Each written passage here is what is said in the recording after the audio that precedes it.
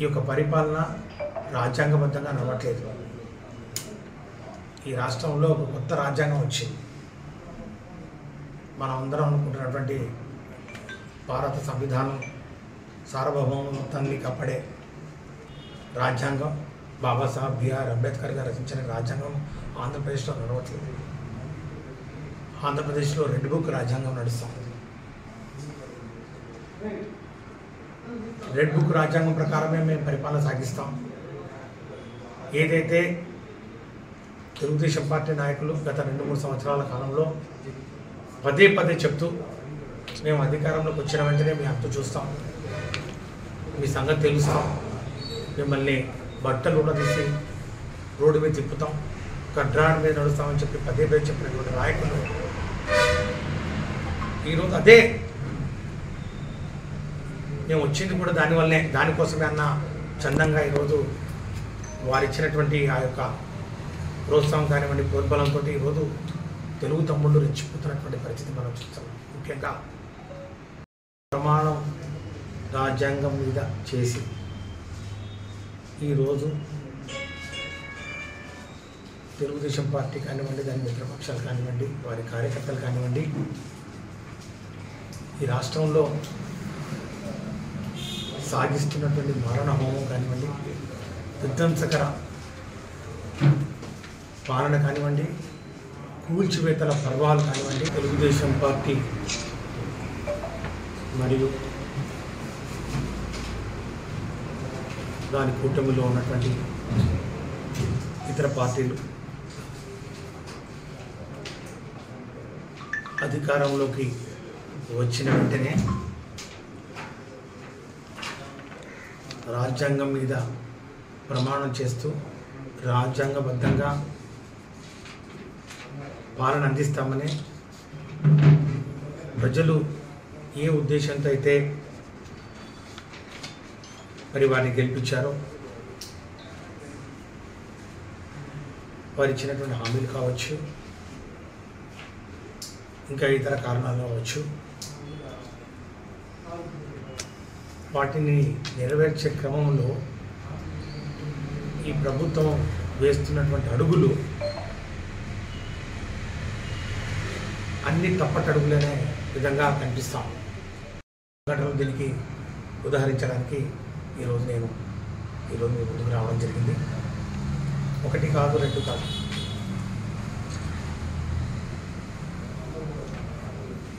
YCP కార్యకర్తల్ని పట్టుకొని వైసీపీని గెలిపించడానికి వైసీపీకి అనుకూలంగా పనిచేసాం, ఈ సంగతి తెలుస్తాం, నిన్ను బతకని ముందు చాలా చెప్పే ప్రయత్నం చేస్తాం. ఇది మర్రిపూడి మండలం సబ్ ఇన్స్పెక్టర్ గారికి రాసుకున్నటువంటి లేఖ. ఒక కంప్లైంట్ గార్లపేట నివాసి దిండు నరసింహారావు గారు రాశారు. ఆయనకు సంబంధించినటువంటి ఒక బడ్డీ కొట్టు,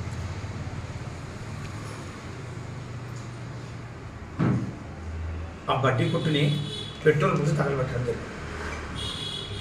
దానికి కారణం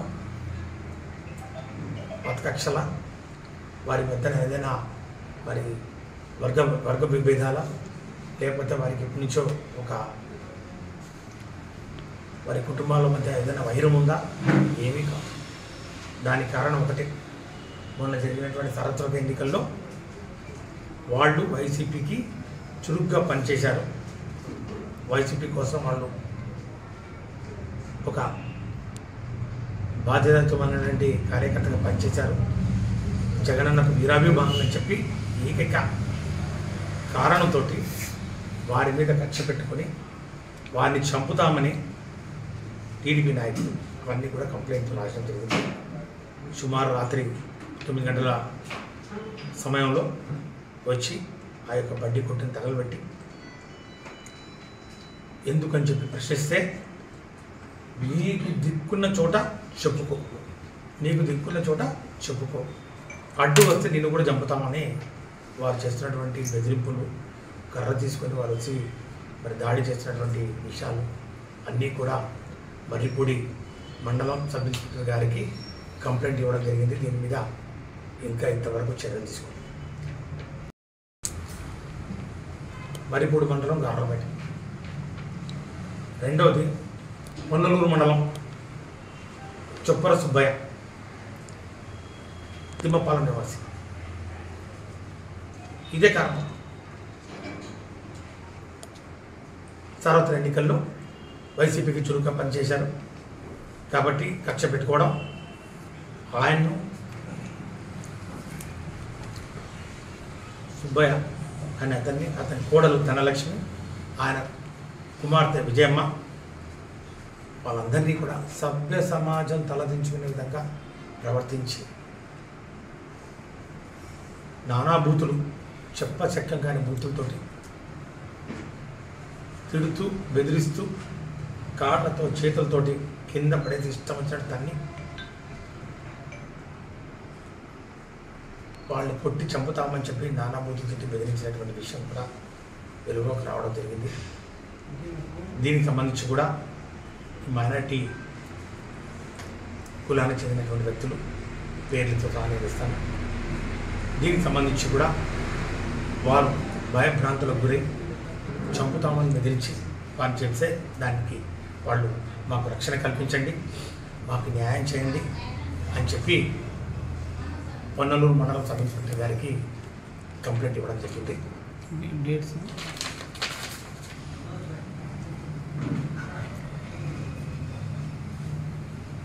వ్యక్తిగతంగా ఈ యొక్క వైసీపీ కార్యకర్తల్ని భయభ్రాంతులు గురి చేయడం కాకుండా వారి ఆస్తుల మీద కూడా పడడం జరిగింది.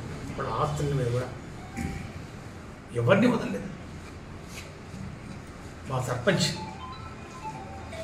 వైసీపీ చెందినటువంటి సర్పంచ్ పెద్దకండ్లకొండపల్లి సర్పంచ్ భువనగిరి సత్యనారాయణ తన సొంత స్థలంలో నిర్మించుకున్నటువంటి కాంపౌండ్ వాళ్ళు రాత్రిపూట మొత్తం ఎవరిని రానియకుండా, వీడియోలు తీయకుండా, ఫోటోలు తీయకుండా, పోలీసులు మరి సహాయంతో మొత్తం కాంపౌండ్ 5 లక్షల రూపాయలు విలువ చేసే కాంపౌండ్ వాళ్ళని మొత్తం పొద్దున సాయంత్రం 5 గంటలకు మొదలు పెడితే తెల్లారుజాము 4 గంటల వరకు ఈ మారణహోమం జరుగుతూనే ఉంది.